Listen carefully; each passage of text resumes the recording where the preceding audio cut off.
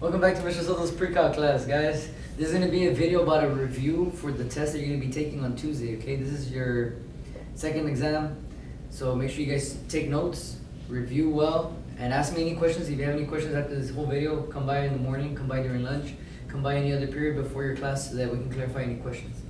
Here we go. Number 1. Find the elements of set C.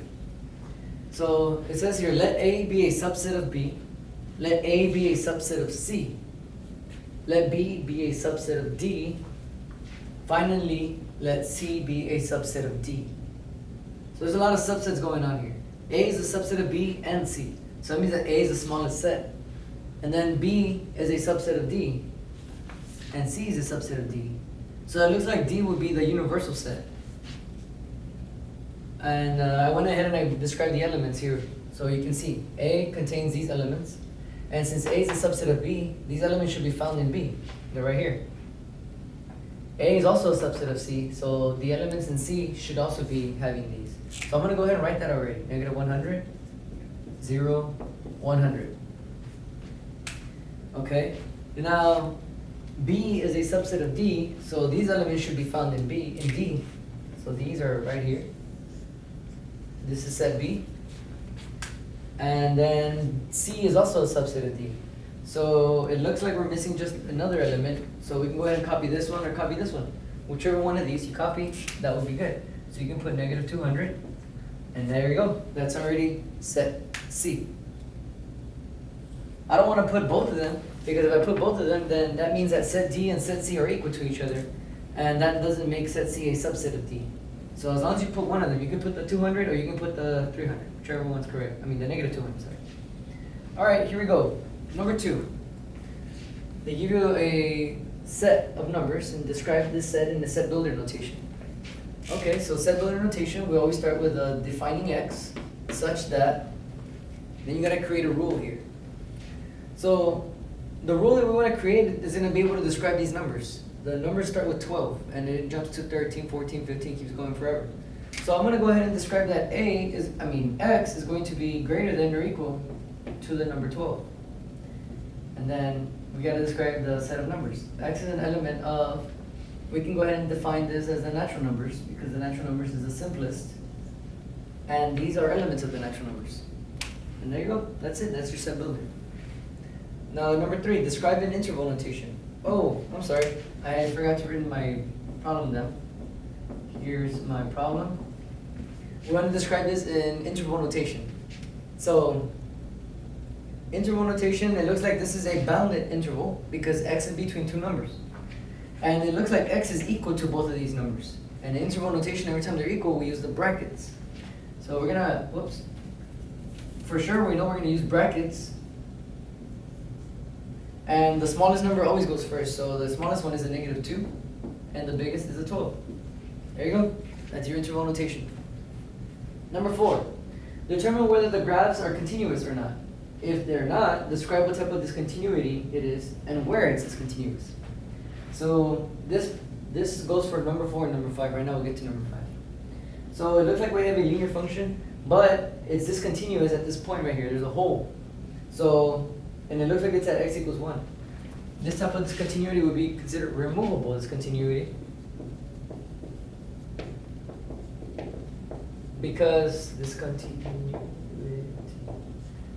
looks like it's continuous, but all you did was remove one point. That's why it's called removable discontinuity. And it is at x equals 1. Right here, when x is 1, there's a hole missing there. That's it. That's it for number 4. Let's go ahead and move over to number 5. The same thing for number 5. We want to determine if this is a continuous function. If it's not, determine what type of discontinuity it is and where. And if you look at the function, it looks like I can trace it without picking up my pencil, or in this case my marker. Therefore, this is a continuous function. Continuous. Yeah, it's just continuous. Continuous on the entire domain. Here we go, number 6. Describe the type of discontinuity. So we just have to define the type of discontinuity. And it looks like it is a jump discontinuity because the function starts over here, it stops there, there's a hole, and it jumps to this function over here, it's closed, and it continues. So this would be considered a jump discontinuity.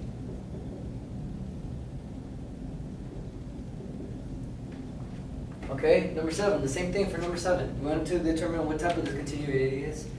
And if you follow the graph, it looks like it's going down to negative infinity.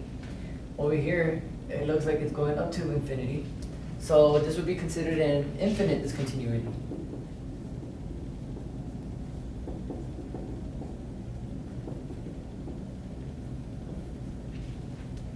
Alright, and then we go on to number 8. And then number 8, 9, and 10, we're trying to determine whether the function is continuous given at this given point.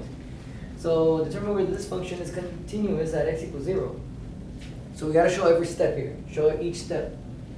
Step number 1, we want to check, does the function at 0 exist? So we're going to go ahead and plug in our 0 into our function and see what it gives us. F of 0 is equal to 2 times 0 squared plus 4 times 0 minus 5. This is going to give me 0, this is going to give me 0, and this is just 5, so my final answer here is going to be negative 5. So the function evaluated at 0 is equal to negative 5, therefore step 1 passes. Now here we're going to go ahead and see step 2, does the limit exist?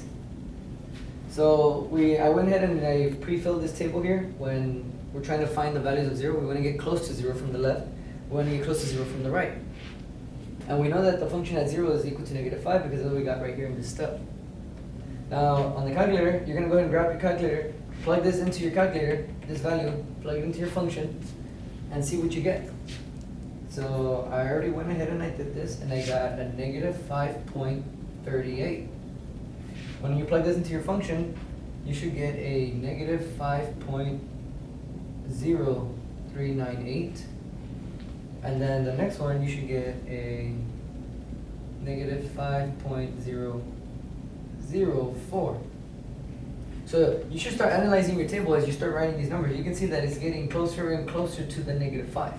The numbers here are starting to get pushed further into the decimal values, which makes it even smaller.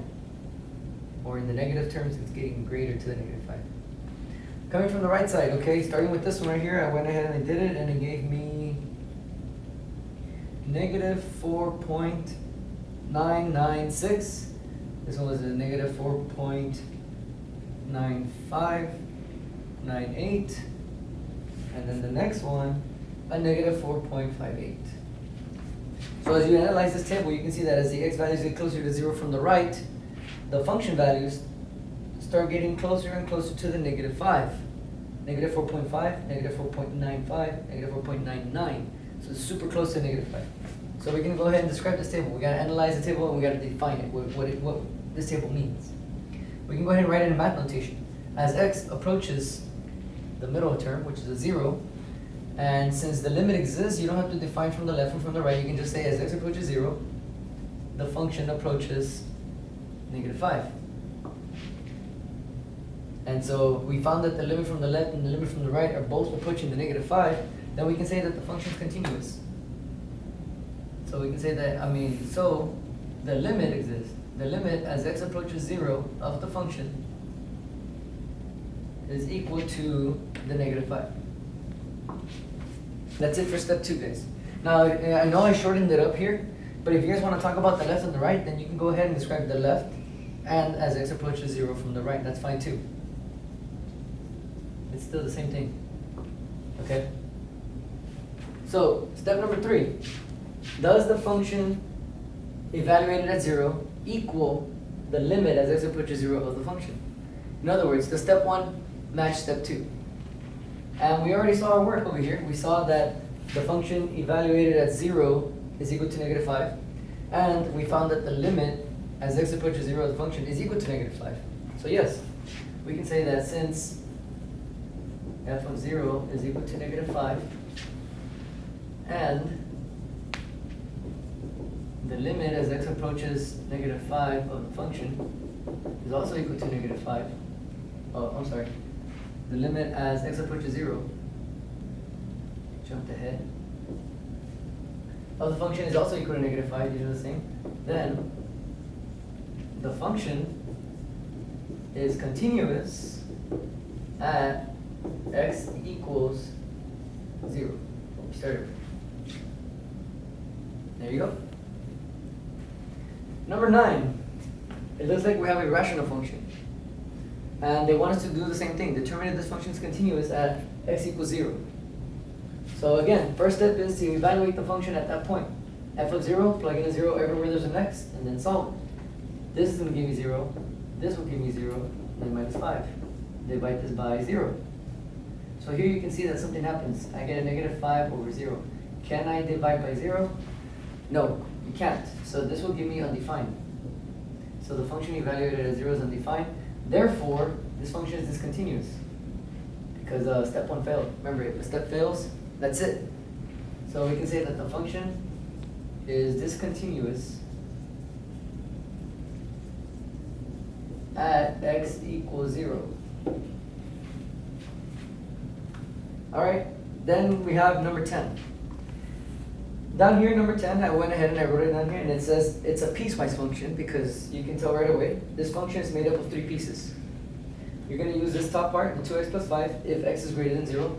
You're going to use this formula here, 2, if x is equal to 0. And you're going to use this bottom formula, negative x squared minus 3, if x is less than 0. They want us to evaluate this function at x equals 0 again. So, step 1, we got to determine if this function exists at that value, at 0. So we got to look at the rules here. X is greater than, x is equal, or x is less than. Since this x is equal to 0, then we're going to go ahead and use the middle one. And since the middle one is just a 2, then that means that it already exists. The function evaluated at 0 is going to equal to 2. Step 1 passed. Now we got to go to step number 2. In step number 2, we got to check does the limit exist. So we got to create the table, approach the 0 from the left and the 0 from the right. Luckily, it's the same values from the other one, so we're going to go ahead and use the same numbers. But now the function is different. We're going to plug these values into this piecewise function here. Now remember, the numbers to the left of the 0 are going to be less than 0. So all of these are going to be following this rule right here. X is less than 0. So we're going to have to use this formula. Negative x squared minus 3. And all the numbers to the right of the 0 are considered greater than 0. So we're going to go ahead and use this one, this rule.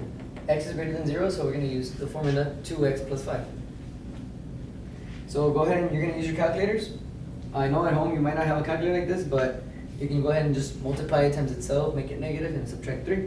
But on test day, you have your calculators here, so you can go ahead and use that. When you plug this into your calculator, this value here will give you a negative 2.89.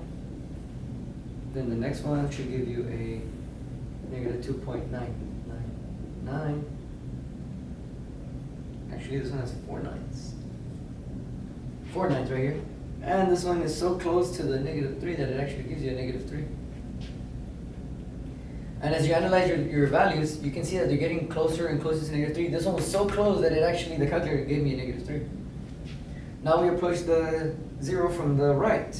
So when you approach it from the right, this value here, you should get a 0.002. And then, oh, I'm sorry. Just kidding, I forgot the 5. There's a 5.002, and then you get a 5.02, and lastly a 5.2. So again, analyzing your table, from the left it's approaching negative 3, from the right it's approaching a 5. So it looks like as x approaches 0 from the left, the function approaches the negative 3. And that's completely different from the other side. As x approaches 0 from the right, the function approaches the 5. We can clearly see that the function's approaching 2 different values. Therefore, the limit does not exist. So, the limit as x approaches the 0 of this function does not exist. And so because the limit does not exist, step 2 failed, you can conclude that the function, this piecewise function, we can say thus fx is discontinuous at x equals 0. And that's it, guys. I hope this review helps you guys on your test for tomorrow, Tuesday.